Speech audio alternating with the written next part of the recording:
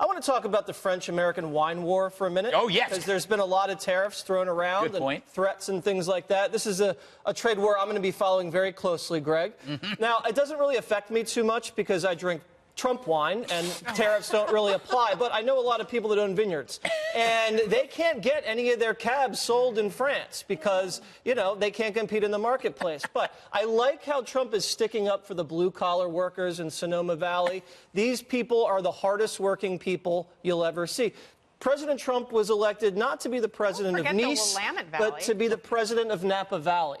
And these Napa Valley cabs, they can't compete in Paris now because of these tariffs. I just think this is America first at its finest. I say we go after the cheese next.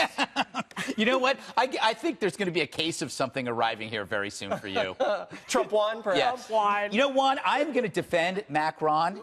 And I think that he was actually kind of saying what Trump wanted, which is like, we should have a European army. We should defend ourselves, right? Isn't he kind of agreeing with Trump in a way? Oh, I thought Trump came back and said, you know, if it wasn't for us, you wouldn't exist. And I think he was saying, you don't need an army, we're the army, but you should pay your dues to NATO. I think that's what he was saying. Yeah. But I think Macron was kind of saying, well, maybe we should just build up a big European army, and I would think Trump would go, yeah, that's pretty good too, right? Well, I don't know. I mean, clearly, I'm just trying to guess at this point with Trump, but but I do think that Trump was really upset that Macron took him on the nationalism.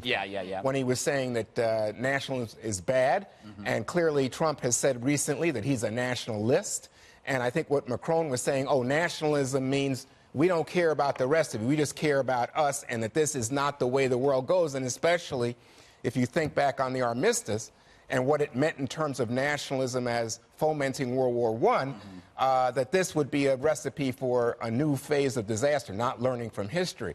And I think also, there are a lot of people, maybe not the Moroccan king, who are making fun of Trump for not marching down the Champs-Elysees, not going to the cemetery, no American going to Arlington National Cemetery, no American official this Who cares what the Moroccan king No, I care as an American that my American president and no White House officials celebrate veterans on Veterans Day. That's unbelievable. And imagine if Obama did that. Well, if Obama did that, you would have apoplexy. It's probably true, and I will take that point in stride, but I will say at least this president funds the military, unlike the last. There you go. Obama didn't even know the difference between Memorial Day and Veterans Day. I mean, I was always offended by that. This isn't someone who was beloved by the troops. So I don't want to hear the comparisons between Trump and Obama, first of all. Second of all, this idea that somehow patriotism and nationalism are mutually exclusive, it actually doesn't make any sense. I know Emmanuel Macron felt like he was being incredibly profound when he said patriotism is the exact opposite of nationalism.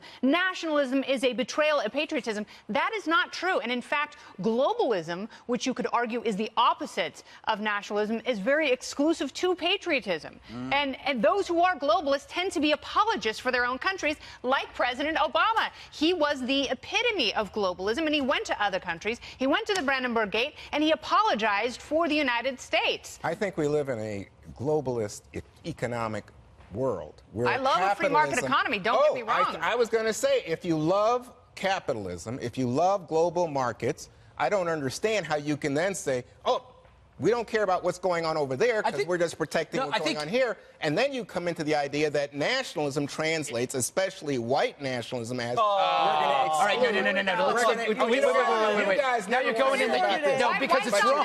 I mean, nationalism is clearly, that's code for Nazism. Exclusion is not the shining city on the hill that attracts people from all over the world. Okay, the point of it, there's a nationalism that seeks to invade other countries. That is not the United States. No. What he's putting America first, meaning let's get our stuff together. Jed, what are your thoughts on this whole thing that we're talking about? Take your pick. Trump reminds me of my cat Scungili. And what used to happen with Scungili is that somebody would pull his tail and he'd look around, he'd get a little agitated, and then pull it again, get a little more action. Finally, the third time you pull his tail, he bites. He bites back. He hisses. That's what Trump does. This guy, Macron, was digging at him. He did that. You spoke before about the anti-nationalist speech. That was a dig. Then grouping the United States in with China and Russia as people who they might have to guard themselves against, that's a dig.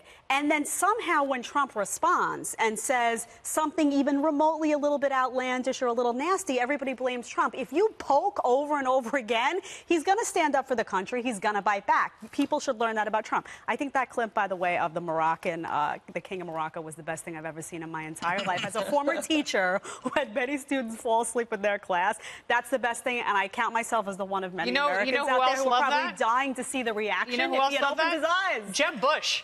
Jeb Bush, like, that's low energy. I know the energy. That's low energy. Low energy king. And weren't you all waiting to see, though, if he had opened his eyes and you have Trump just staring at you like that? He must have snorted in his sleep. He must have made a noise that we didn't catch. You know, I think we're burying the lead here, Greg. I'm not so much worried about France standing up an army in the continent. They're 0 for 2 in the last century. You know, they haven't seen glory on the battlefield since Napoleon. It's actually Germany. They said they want the keys to the car of the European army. That didn't really go so well the last time. That's like giving the keys to the son that's wrecked your car twice and say, here you go again. She sounds a little bellicose, Merkel. I think we could see another land grab if they get another army over there in Germany. A lot of what Macron's doing is what previous French leaders do. They come in with high approval ratings, right? But they can't get anything done because of the unions in France, so their approval ratings go...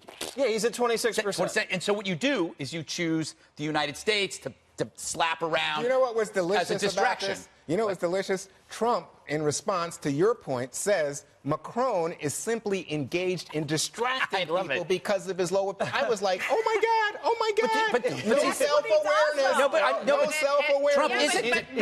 He knows it when he sees it. He knows it's a political ploy. What did you say, Kennedy? At least he's reading the correct page from the playbook.